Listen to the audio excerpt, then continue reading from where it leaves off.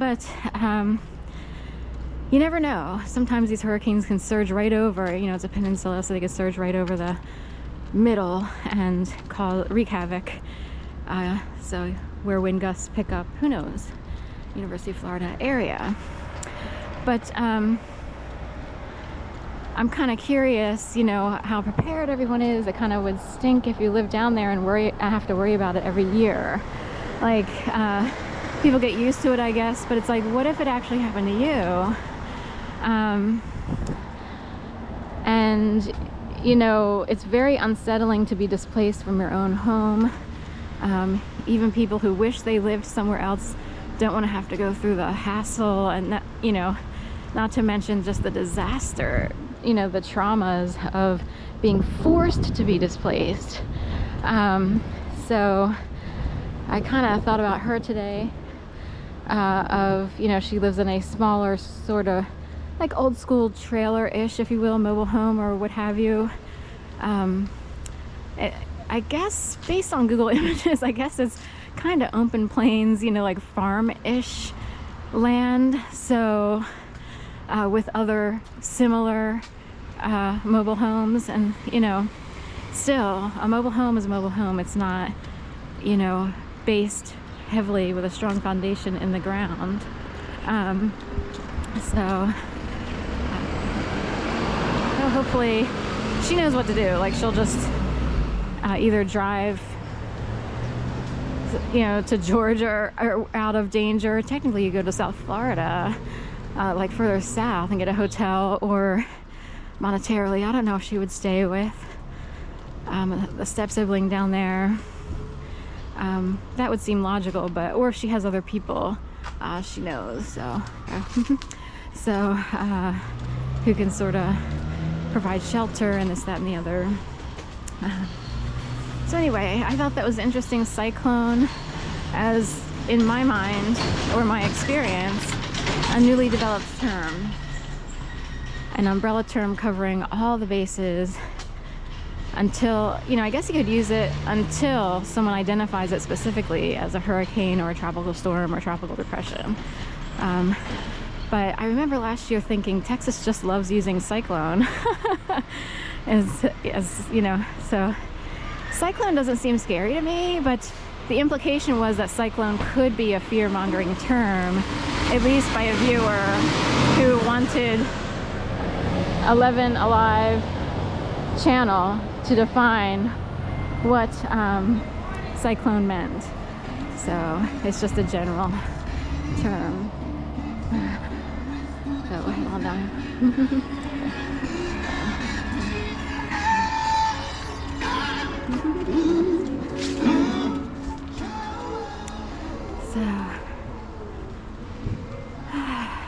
So just hearing that song, I lose control. So it is the end game. It is the goal for some populations, and this is, it's actually worldwide. It's not just a city thing. It's not a state thing. It's not just a United States thing, like all around the U.S. I actually think people from all walks of life have been trained to try to, provoke people into being out of control. I don't really know what they believe in or why, because there are so many different demographics who potentially could be participating, that one demographic could think, finally we're getting justice, in a world that's been separated so much in terms of who makes money, who doesn't. In another group, it's like, well, what's their motive? Because unless it's to try to steal money, like create, conquer, and divide families, create situations in which other people wind up with money when people die. Some people have the ability to think that long term. Usually you have to be in a position of privilege and advantage to be so comfortable with your own income that you can think so projected so far out that you can think, okay, I have this much income coming in at a job that seems to be okay. I don't have any problems. I'm comfortable. I know when my grandparents pass away that they already have, life insurance and estate, this, that, or the other. That'll be divvied up just between the two people, say. as opposed to like 6, you know. So I was not raised that way. You know, my sister and I lived with our mother from the early 70s, and we basically thought in terms of, you know, you make a paycheck and hopefully you get one every 2 weeks and your job stays in place and you don't hate everybody at your job, you know. So even if you get a degree, you could still wind up in careers, positions, jobs that there's Stanton Elementary School here. It's an elementary school. In Delaware they have a Stanton Middle School. My step-siblings went to Stanton. I always think of that when I see Stanton. It's Edward Stanton. I think it's the same guy, probably. The Stanton name. Stan-ton. So, anyway. Someone named Stan is, I guess, controlled the universe in some regions and got a whole public school system to buy into his tactics, and then named, you know, various public schools after him. Now therein lies another question, which it gets kind of sketchy, but who do you want governing your world, private or governmental entities? You know, it depends on either side. Either could be dirty and corrupt or super clean and like caring. So, you know, you take the guess. You know, what do you think? Do you want your kids going to a public school or a private school? So you can ponder that for a minute. And I want to add, like, you could be a substitute teacher for a month and then come back and talk to me for public schools versus private schools. And then come back and we'll talk.